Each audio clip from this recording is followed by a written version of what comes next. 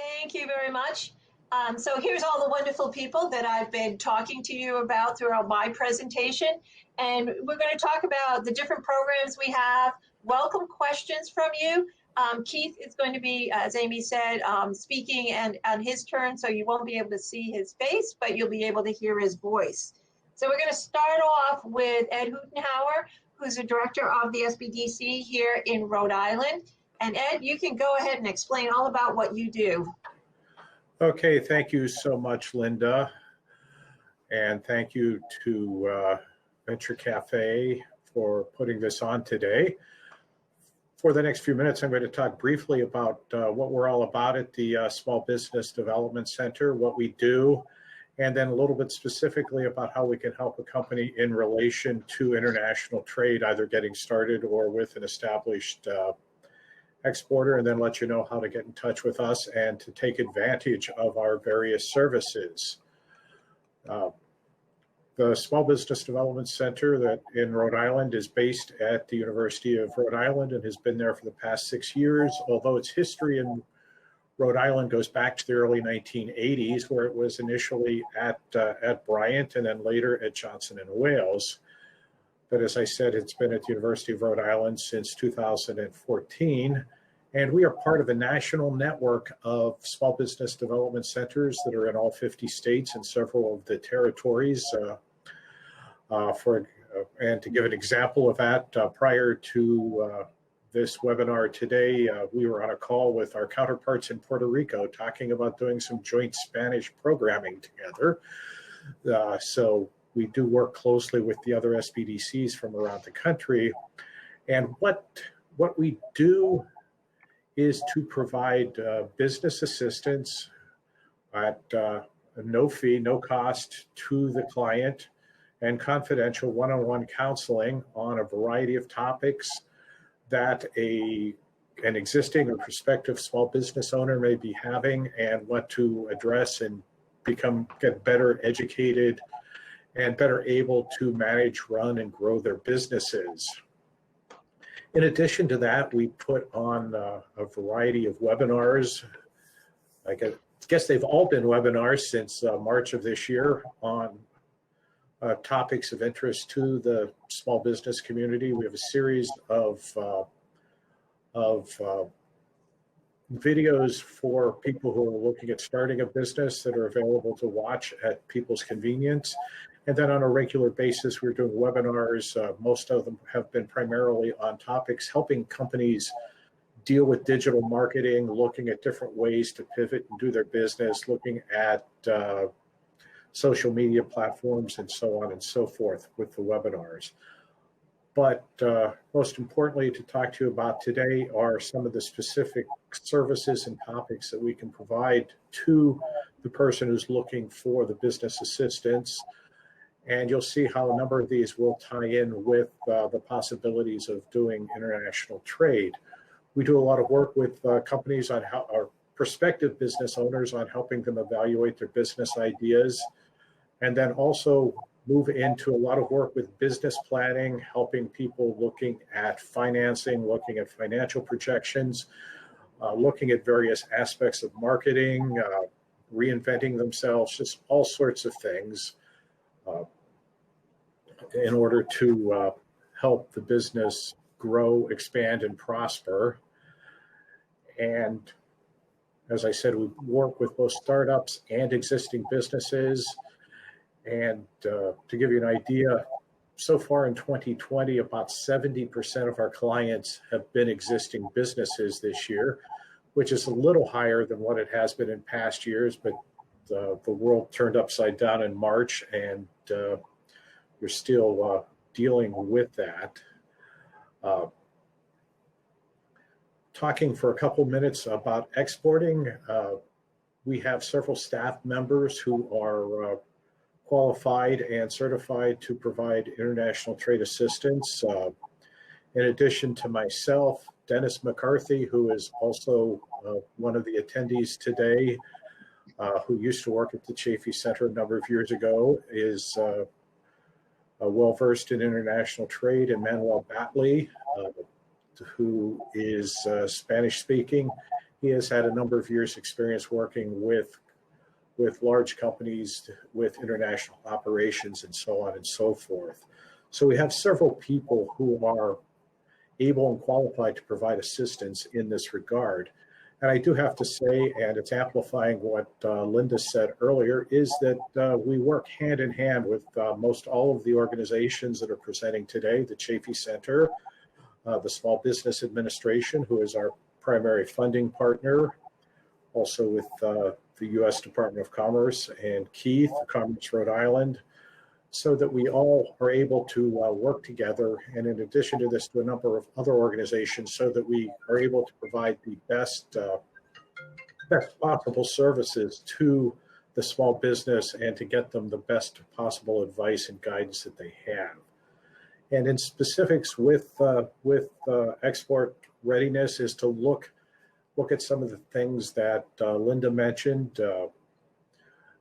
Obviously, looking at international trade and exporting can be part of your overall business planning process, and we can work with you in that regard. Another area that may be key is looking at some of the market research areas.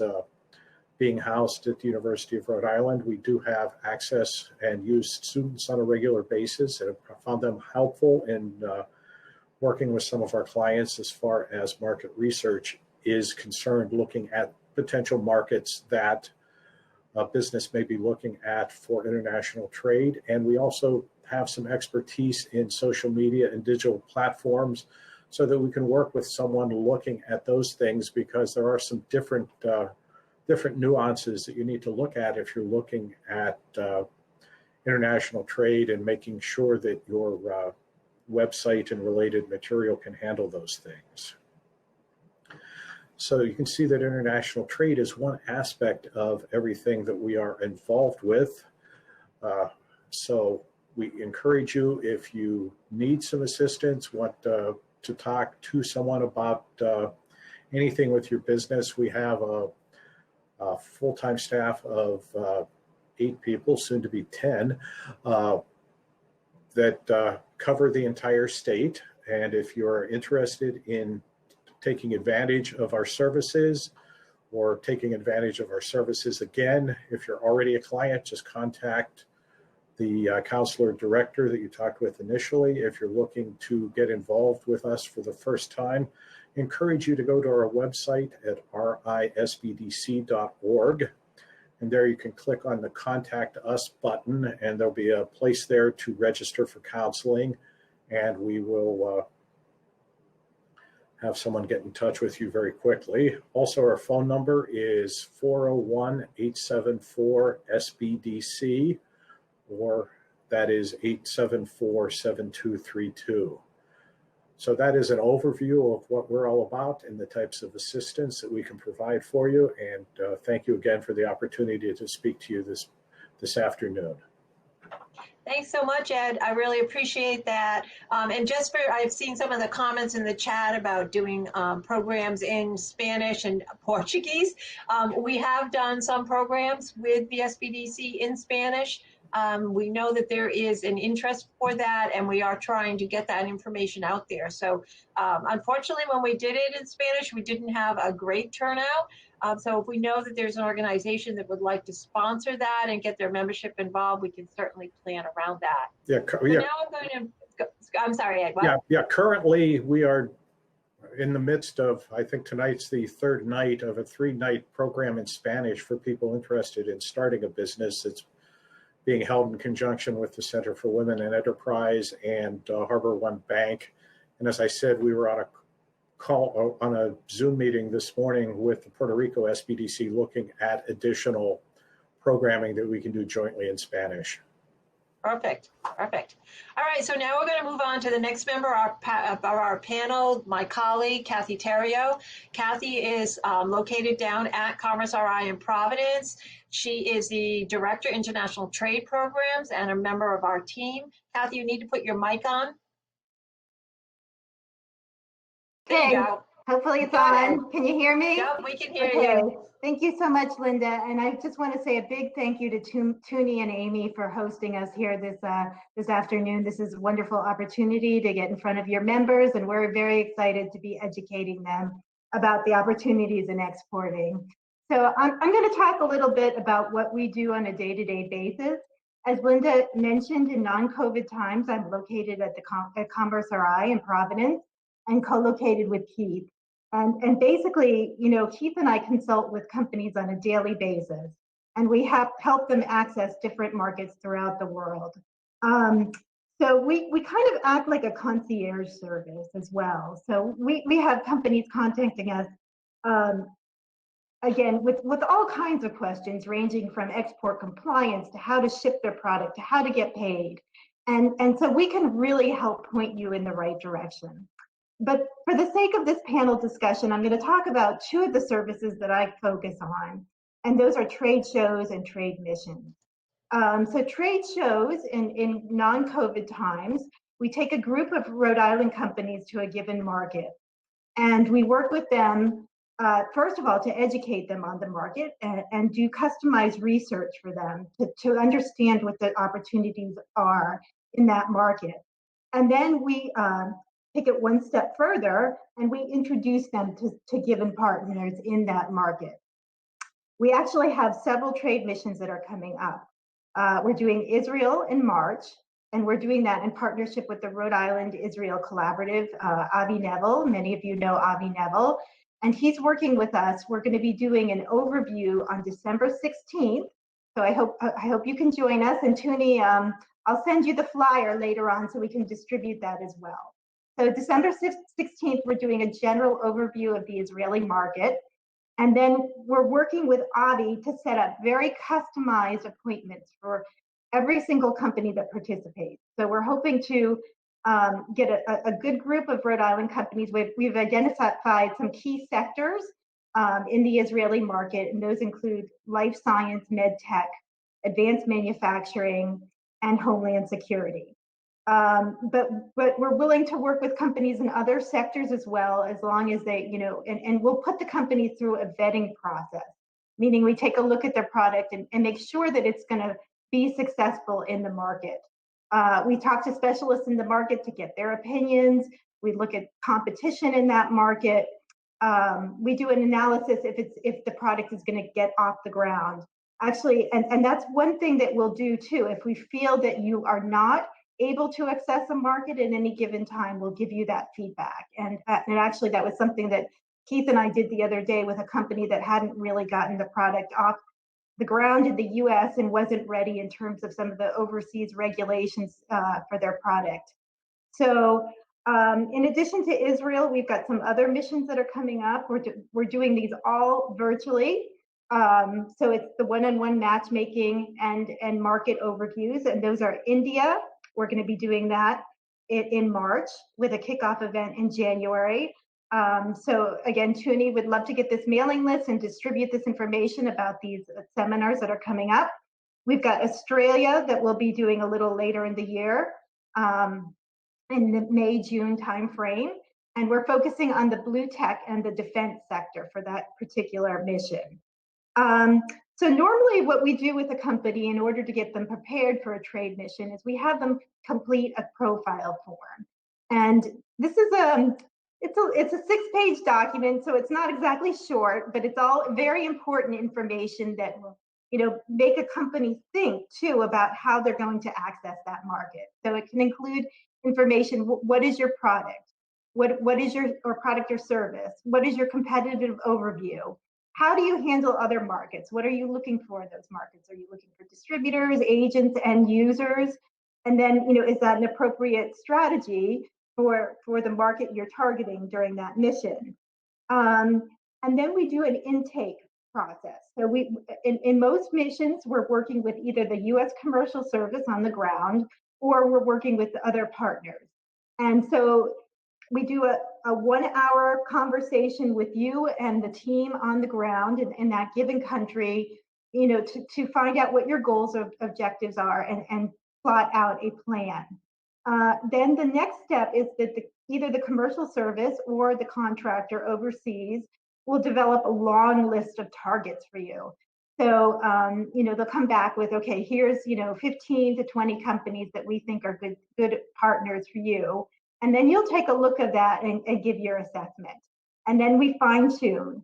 And then the last step is to set up these meetings virtually, either on Teams or Zoom or another platform. And so it's a dialogue with the partner in the given market. As Linda mentioned previously, this is something that is underwritten by the STEP grant. So this makes this very cost effective for Rhode Island companies that are STEP eligible. There is a charge to the US Department of Commerce services, as well as these consultants, but again, a good portion of this, generally anywhere from 50 to 90%, can be underwritten by the STEP. So again, it becomes very cost effective. We also do trade shows. So we organize groups of Rhode Island companies to go to certain markets. This last year, we were planning on going to Oceanology. Regrettably, that was, it's postponed first, but then it became a virtual show. So actually, we had a group of companies that had they participated in the virtual platform. And Joe Jansen, one of our panelists, is going to be talking about exporting. And I hope he'll talk a little bit about Oceanology and his experience with these virtual trade shows as well. So trade shows in general are a great way to get exposure.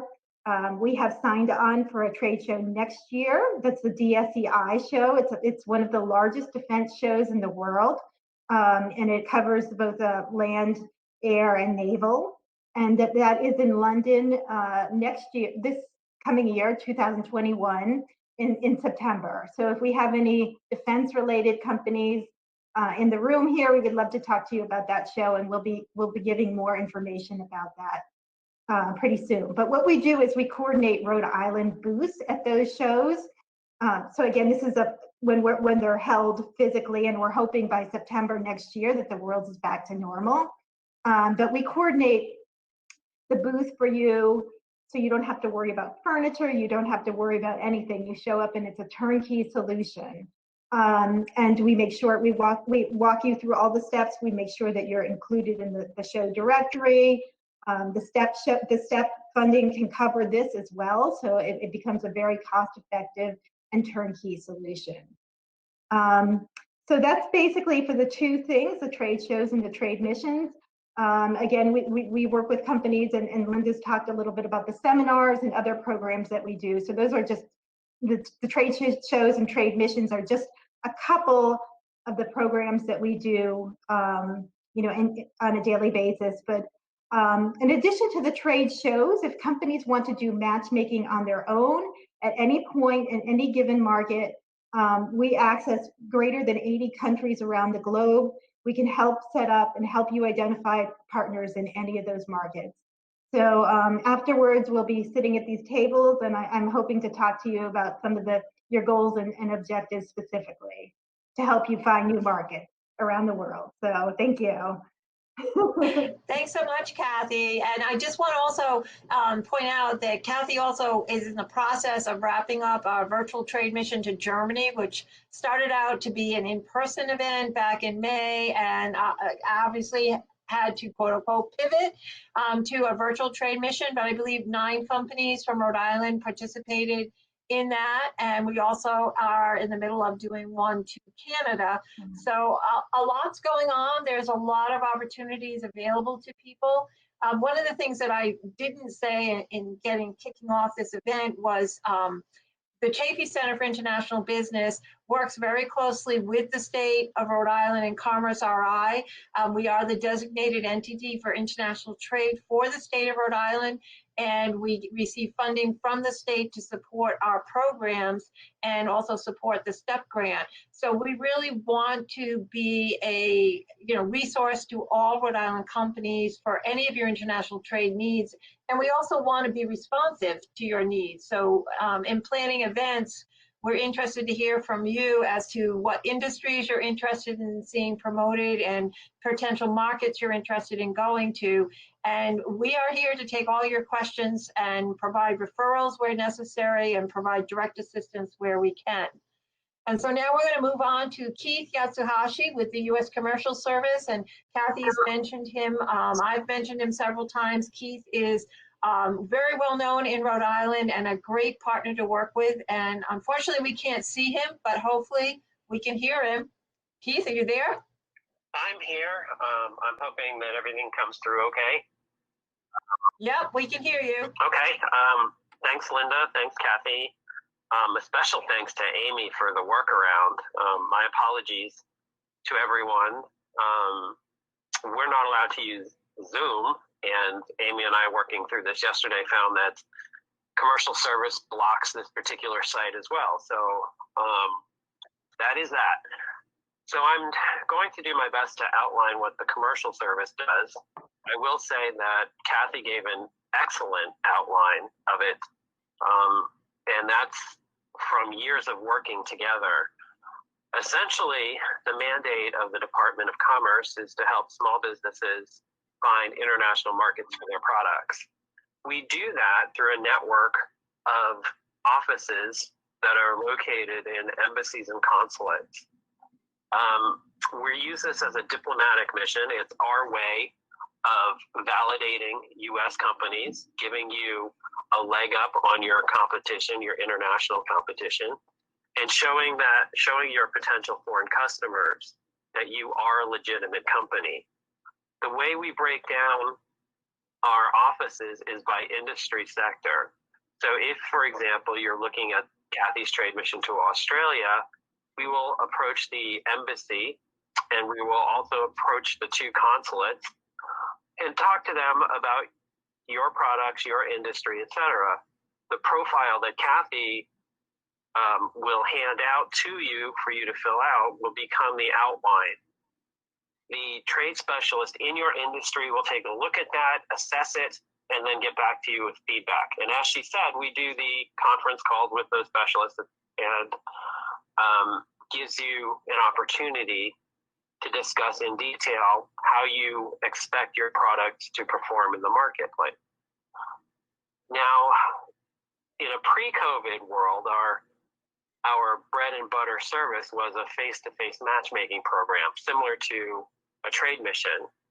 We've had to dial that back, and instead of those face-to-face meetings, we're holding them virtually. We call this program the Virtual International Partner Search. And it's very, very similar to what Kathy is doing in terms of a trade mission. The main difference is that you don't have to wait for the state to organize a particular event to a particular country. We can do this on your schedule in conjunction with the schedule of our officers overseas. Now, also, as Kathy said, we are a one-stop shop for export information and counseling. So just the other week, we were working with a company that had questions on European standards. We brought in we brought in a specialist from the U.S. Department of Commerce Commercial Service Office of Europe, who is located in Washington, to help the Rhode Island company walk through the steps to determine whether or not they needed to comply with standards for medical equipment in Europe. That's just one example of the things that we do. We help companies determine whether or not they need export licenses for certain products going to certain destinations. Advice on intellectual property. We will keep you up to date on changes going on such things as intellectual property protection, or the privacy questions, such as in Europe, where there are privacy issues with online services and data collection, etc. I think I will stop there because a lot of what can go on from here will be redundant. But if you want to contact me, I'm sure that my contact information is in your handouts or however means that Amy is communicating with you. You can reach me that way, or you can take a look at our website, which is export.gov, which will give you all the information that I've just outlined for you. And I hope to hear from you. And as Kathy and Linda both said, we work jointly, which is why these these presentations dovetail so nicely. So thank you. I'm going to stay on the line and listen, and if there are any questions, I'd be happy to answer them. Thanks so much, Keith. That was a great overview of all that you do. And I don't think enough companies appreciate the value in the services available to them through the U.S. Commercial Service. And so any company that's doing business overseas should be aware that the U.S. Commercial Service offices located in our embassies and consulates abroad are there specifically to assist U.S. companies. So if you're running into any problems, if you feel like you're not able to get an appointment with a company, that maybe the U.S. government could have some assistance in that, then you should be reaching out to Keith and seeing if you can get some help in those particular markets, or even just introducing yourselves to the local offices to let them know that you are a U.S. company doing business over there, because that's their goal, is to assist you. And Keith's programs are very effective and very cost effective. They are not expensive for the value of what you get out of them. And then on top of that, with the step support, it's even better. So thank you very much, Keith, for all you do to help around on companies and being such a great partner. So next we're going to move on to Ann. Last but not least, Ann, the most important, the money conversation. So Ann Hunt is with the Rhode Island District Office of the Small Business Administration. And Ann's going to talk to us about some of their programs. Thank you so much, Linda. So now that you've all heard about all the great reasons to export and all the great resources available from the panel members, you may be asking yourself, how can I finance my international trade needs? Well, I'm here to let you know that SBA can help. And I want to highlight the loan programs that can help you support your entire international sales cycle. So these programs were developed because a lot of U.S. banks view loans to exporters as more risky. So to offset the perceived risk, SBA provides lenders up to a 90% guarantee on the loans that I'm going to discuss today. Please be aware that to obtain this financing, you don't come to SBA, you do seek out your lender. They in turn will submit the package to SBA on your behalf. So SBA, we have 3 core international trade finance programs. The first and probably the easiest to access is a program called the Export Express Loan Program. This program guarantees smaller dollar revolving lines of credits or term loans that will help support your small business concerns and your ability to develop the export side of the house. This product is very easy for lenders to utilize. It offers many streamlined features while providing a higher guarantee to mitigate the international perceived credit risk. Lenders can underwrite these loans without getting SBA's approval. Eligible use of proceeds include obtaining a standby letter of credit, participation in all the great trade shows that Kathy talked about that take place outside the U.S., It helps you with the translation of product brochures or catalogs that will be used outside the U.S. With finance, a service contract from an international buyer. It can help you finance an export order. So all of these monies could be provided to you through a general line of credit for all of your exporting purposes. Up to 30% of that line can be used for your domestic operations, or you can obtain a term loan that can be used to finance more fixed costs, such as real estate or equipment that would be used in the production of export goods or services. Linda also discussed the indirect export component that can also be financed. So this loan program can go up to $500,000. You can have a mixture of a term loan or a line of credit as long as that dollar amount did not exceed the $500,000 threshold. And as is true with the other programs I'm going to talk about today, you have to be in business for at least 12 months prior to the application date, although not necessarily in the exporting arena. The next product I want to talk about is what's called SBA's Export Working Capital Line of Credit. These loans can go up to $5 million. And this program is for businesses that are able to generate export sales, but need additional working capital to support those sales. These loans can be set up to finance a specific export transaction, or can finance multiple export transactions, or thirdly, can be set up as an asset-based loan that can access funds through the international receivables and exporting inventory that you presently have. So again, that can pretty much finance any of your working capital needs associated with an international sale. And the last program I want to talk about is a program called the International Trade Loan. Like the Export Working Capital Program, these loans can go up to $5 million. This is probably the most flexible program in terms of the use of proceeds. Like the first two programs I discussed, loan proceeds must be used to help you expand existing export markets or to develop new ones. It can include acquiring real estate or improving your existing facilities. It can help you purchase new equipment that will be used to produce goods and services involved in international trade. It can also finance long-term working capital. You will be required to submit an export business plan for this program that will support the likelihood that the monies used under this program will help you expand your export sales. You also have to demonstrate that this loan will improve your competitive position. Also, businesses that have been adversely impacted by foreign competition are also eligible for this program. You will have to demonstrate injury attributable to increased competition and an explanation showing that inputted product or services are directly competitive with your business, and this competition has contributed significantly to the decline in your competitive position. Again, as you've heard today, you are not alone. You have all of these great resource partners to reach out to.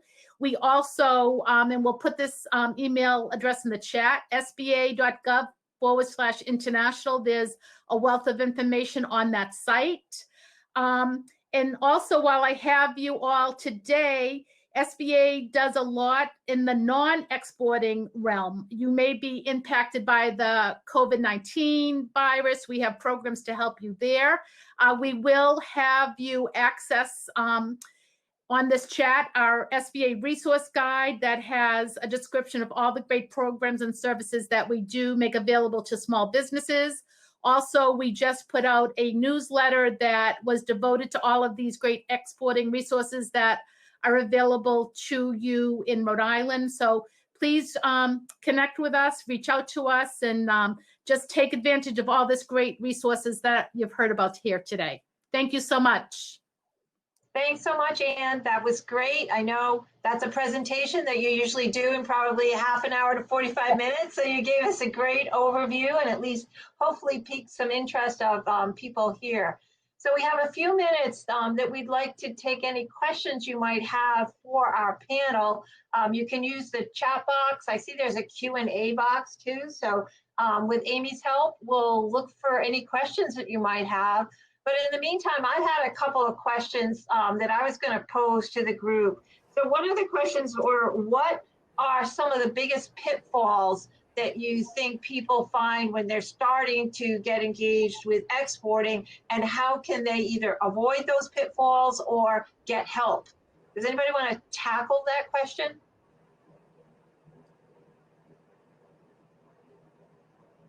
Kathy, you're on mute, so if you want to say anything, you got to put your mic on. Okay, so the question was pitfalls to exporting? Yeah, you know, what are some of the common pitfalls that people run into, and where could they get help? Yeah, I would say not being ready for the market is a pitfall. You know, some of the regulations, I mean, Keith was talking previously about CE certification, you know, so there are certain standards, regulatory standards that products need to comply with in order to be sold into foreign markets. So that can be, depending on the product, it can be quite complex to go through that process. So for example, if a company or if a product is not CE certified, it doesn't make sense to go after the European market until it's CE certified. There are other, you know, versions of CE certification in different markets around the globe. So for example, medical products will often have to comply with Ministry of Health regulations in a particular market. But that's where we can really help navigate with the company. So we can introduce them to the ministries of health in that given market, and have them talk to distributors in that market. In that case, it may be really important for them to have a distributor that will help them through that process too. So I don't want to say it's a pitfall, but it's something that they have to take into consideration. So sometimes getting to market, particularly if they have to adapt the product, can be a process. But that's where we're going to advise the company on that. Right. So I see a question that we have is, what do you feel is the major barriers to entry in international trade? And I think Kathy just addressed some of those. There's a lot of things that we talk about in terms of things you need to be aware of, because obviously cultural sensitivity can be a barrier. And we want to make sure people understand that even the simplest things like what hours are they doing business, and that you can't expect them to be working 9 to 5 Eastern Standard Time every day. So being sensitive to what their time schedule is, being sensitive to their customs, their business norms, can sometimes be a barrier to entry. There's some very interesting stories about even big companies making big mistakes with the name they decide to put on a product because they haven't done their proper research, and they pick a name that may end up being very offensive or misleading to the companies or the consumers that they're trying to attract. So there are a lot of potential complications, let's say, in introducing a product to a new market and doing business. It's not the same as doing business in the United States. So it's important for people to understand that, and then your chances for success are going to be much greater. Keith, do you want to add anything to that? I see you're back on. Yeah, Linda, thank you. There are some things that are, I'm trying to think of the best way to put this, that a company needs to look at internally before they start trying to put the marketing plans together. And the things that come to mind in particular are the distribution side of things and the logistics side of things. Too often companies are scrambling at the last minute trying to figure out how they're going to get their product from their facility to their customers. They haven't taken the time to plan out whether they're going to use FedEx, whether they're going to use regular mail, which we don't advise, or whether or not their freight company is capable of sending products outside the U.S. So there's a lot of internal homework that a company can do. The other thing that comes to mind when we're talking about pitfalls to exporting is that oftentimes the company will look at its international sales and marketing division and send that group out to do some prospecting without having talked to the finance department or the manufacturing side of the house to find out if they can actually fill those orders, whether they have the capital or the manufacturing capability, or whether they have the financing capability.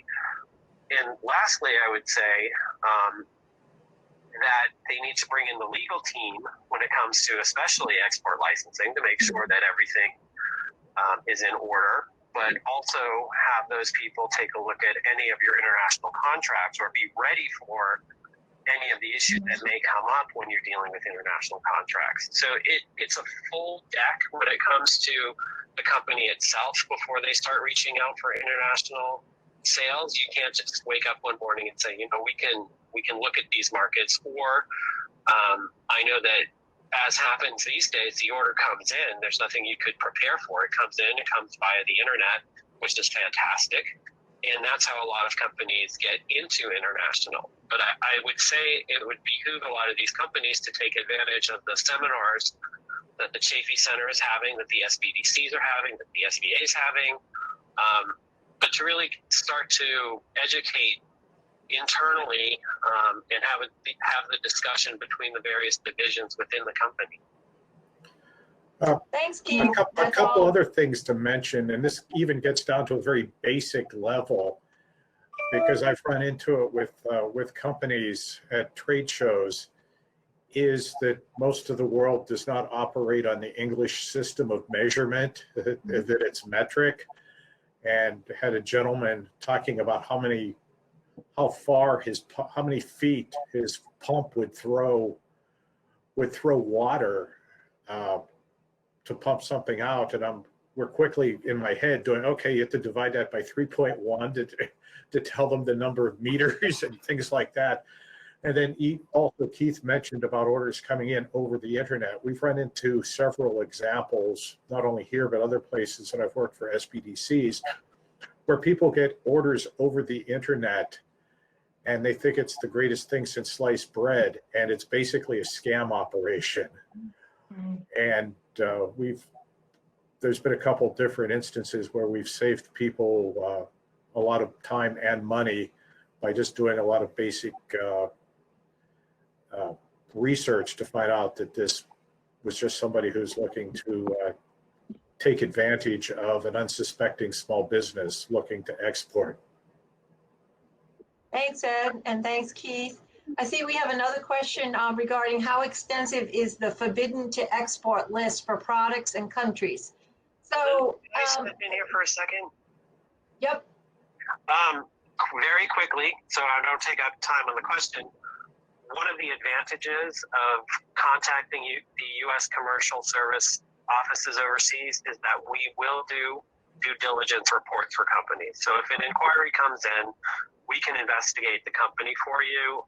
It does take time. So if your order has to go out within a week, we can't do it. We could maybe just see if the company exists, but to do a full background check will take about 90 days. But we can do that for you. Thanks, Keith. So just to quickly answer this question on the forbidden to export list, there's a couple of things that are going to impact whether you can actually export or not. One is even if you're shipping a product that's a widget that, toothpicks, and it's not something that's controlled by the United States government, there are not any specific requirements to your product, you do need to vet the company that you're going to be shipping it to. So regardless of whatever your product is, however benign it is, you still could be potentially limited on who you can sell it to if they happen to be on the denied parties list or any of the other lists that need to be checked to make sure that you're allowed to ship to the individual or company. Then there's the classification of your product, which either comes under the Department of Commerce Export Administration regulations, or if it's something that's defense related, military, then it would come under ITAR, the International Traffic in Arms regulations. Typically, these apply primarily to defense, military, anything related to weapons of mass destruction, high technology, products that are sold to the U.S. government. So there is a clear list that you can look at and go through it to see if your product falls into that category. And then, of course, there are embargoed countries that you cannot ship to. So depending on what your product is, it's always good to get expert advice, particularly if you have any questions. And a lot of times your freight forwarder can be the first stop of asking, for help from them. So that's one resource. Obviously, we can help you. Obviously, if you've got complicated products, you may need a lawyer or a specialist that can help you better understand that. But again, this is a question you can come to us with, and we're happy to provide at least some direction on it. Yeah, so any other questions? Linda, going back to the question, can you hear me? Going back to your question about barriers to entry, I do want to say also that there are definitely, for the new exporters, markets that are easier than others. A lot of times with new exporters, we'll start off with Canada or the UK, just because of their English speaking markets and a little more familiar. Some other challenging markets would include Brazil, India, so we kind of, given that the exporter that's coming to us, we'll make recommendations based on their experience level too.